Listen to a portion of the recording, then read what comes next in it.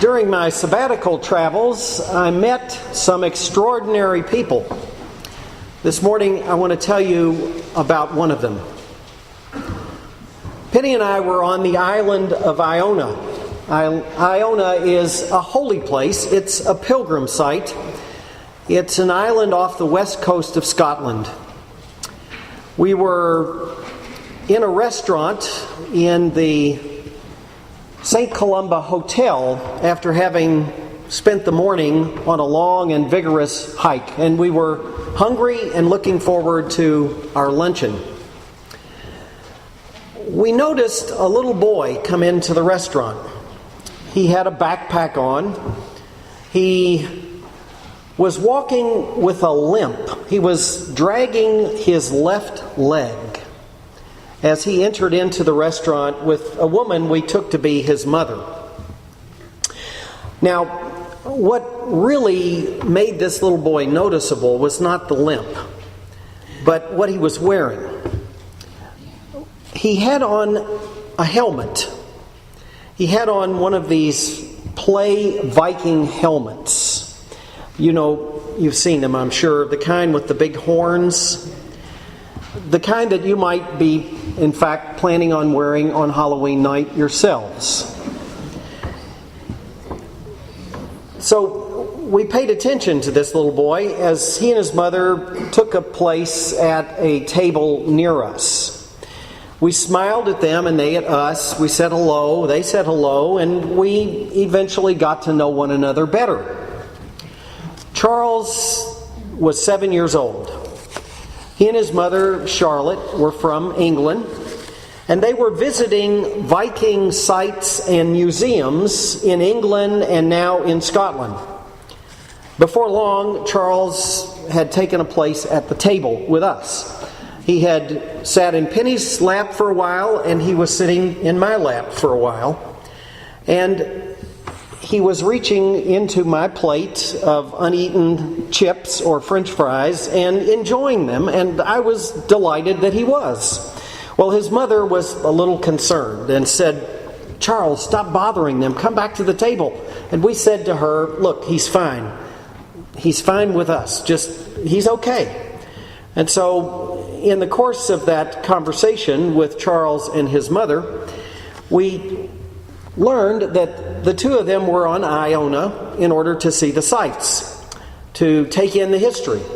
There was the medieval Abbey Church, which had been restored, and there was also Martyrs Bay, which Charles knew all about because Charles had this encyclopedic knowledge of all things Viking. He knew that the Vikings in the early Middle Ages had slaughtered all of the Benedictine monks there at Martyrs Bay. Charles was passionate, not only about Vikings, but he was also passionate about churches and cathedrals and God. His mother said, wherever we are, he wants to go into all of the churches, all of the cathedrals. He wants to look at every inch of these places. And she said, it's very hard to get him out sometimes. She said, I just about have to pull him out of these places. He's so intrigued. She said, at home in our village church, they're from the Midlands in England, she said he's always asking the vicar questions. He's just right there with the vicar all the time, asking him all about God and all about the church and all about everything. He's so curious. Well, I said to Charles, guess what? He said, what? I said, guess what I do for a living? He said, I don't know. And I said, well, I'm a vicar too. That's what the English, the British, call their priests, vicars. I'm a vicar too. And he looked at me skeptically, as many people do when they hear that I'm a vicar. So he looked at me with this kind of dubious look, and then he looked at my wife Penny. He looked at Penny, and she shook her head, yes. You know, I know it's hard to believe, Charles, but it's true. He really is a vicar. Charles and I then became the best friends, new best friends, and he treated me, and this was a new experience for me, he treated me like a rock star. I know the people of Christ Church treat me that way and treat Jonathan that way and Father Biggs that way, but he treated me like a rock star, and for the first time, really, I felt what it was like to be a celebrity, at least in the eyes of a 7-year-old boy. The Viking Prince, Charles the Viking Prince. The next thing I knew, Charles was asking me all kinds of questions about God and about Jesus and about prayer and about Christ Church Springfield. And I said, Charles, when I get back home, I'm going to send you some pictures of Christ Church Springfield. And he said, I hope you will. And when I got back, I wrote him a letter and I sent along some pictures, and I got a thank you note from his mom, Charlotte, yesterday saying, thank you for all you have written to Charles about your church and for those beautiful pictures of Christ Church and the beautiful people at Christ Church. Well, in the midst of all this conversation, with Charles on my lap, eating my French fries, his mom kept trying to coax him to come back to the table. And by now, the dessert had arrived to their table. And right in front of Charlotte, they were going to share this dessert, this huge bowl of sticky toffee pudding, which Peter, I know, is smiling at because Peter has had plenty of that. Sticky toffee pudding with a big mountain of vanilla ice cream on top. Order that today at lunch at the Village Inn. Charles was not even lured back to the table by the sticky toffee pudding because he was with the rock star priest, of course, So anyway, when we first saw Charles walk into the St. Columba, into that dining room, Penny and I, we noticed something about him. We noticed that he was special somehow, that there was something sweet about this boy, something innocent about this boy, something maybe even angelic about this boy. Likely, that summer, this past summer, will be Charles's last summer in this world. We learned from his mother, she was very open, and even open about this in Charles's presence. She told us that the doctors had done everything they possibly could for Charles. Charles has a brain tumor, and because of that brain tumor, he is blind in his left eye and he is paralyzed on the left side. That's why he was dragging his foot, his leg. And yet, when you look at Charles, when I looked at Charles, I would have never known that this boy was facing the kind of future that he was facing, because he overflowed with excitement and exuberance for life, an energy for life. Charlotte told us that Charles was blessed with an extraordinary sense of the Spirit. She said he's got an unusual spiritual sensitivity and insight. And I've thought a lot about Charles ever since meeting him on Iona. And I have said a lot of prayers on behalf of Charles since that day. Although Charles is losing his physical sight, he is gaining more and more and more spiritual sight. He's not blinded by fear, even fear of this future of his, but he sees clearly and deeply through the eyes of faith. He sees God all around him. There on Iona, in that thin space, as people have been calling Iona for generations, that place where heaven and earth seem to come together, Charles sees the divine presence.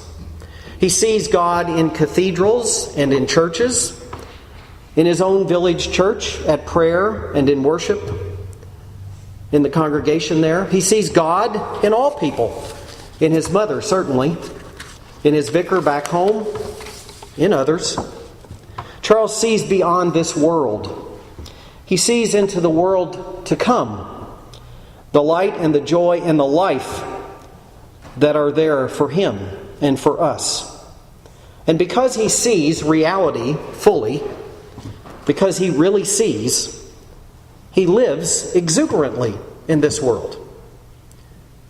Now, in this gospel this morning, we meet another extraordinary person. He has that insight, that spiritual sensitivity and vision. He's someone who sees clearly and deeply. He's someone who knows the totality of reality.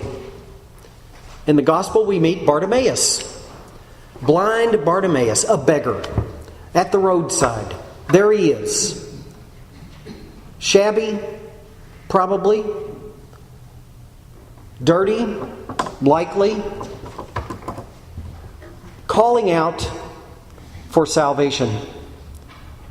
Calling out to Jesus of Nazareth, saying, "Jesus, Son of David, have mercy on me."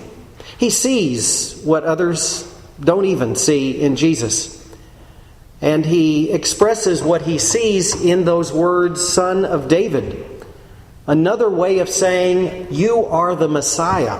You are God.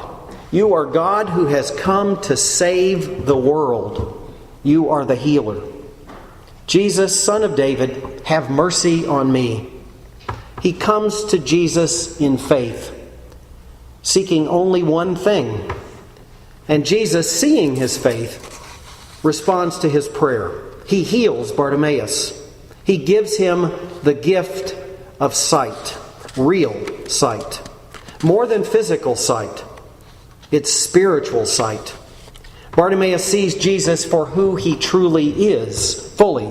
He is Jesus of Nazareth, yes, and he is Jesus, the Son of David, the Messiah, God's anointed one, that one who comes into the world to bring wholeness or healing to a broken world and to a broken people. Like Bartimaeus, I cry out to Jesus in prayer. Jesus, Son of David, have mercy on me. Jesus, I want to see as Bartimaeus sees. I want to see God in you, Jesus. To see God in your actions, which I know about through the gospel. Jesus, I want to see the world as you see the world. As you, God with us, intend this world to be.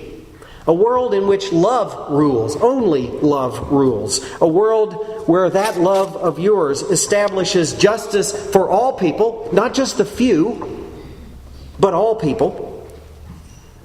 Where your love brings freedom for all, not just some, but everybody. And where your love brings peace and reconciliation to the whole world. Jesus, I want to see people as you see people. As people, all of whom are precious in your sight.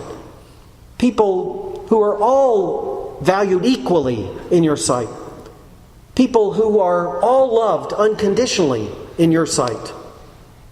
No matter who they are, no matter what they look like, no matter how they behave. All people as beloved by you. Jesus, I want to see myself as you see me, as forgiven, as loved, as accepted fully by you. And Jesus, I want to see right through this world into eternity. I want to see what Charles sees, Jesus. I want to see that shining, loving face of the Father. And I want to live. I want to live fully, passionately, exuberantly. Amen.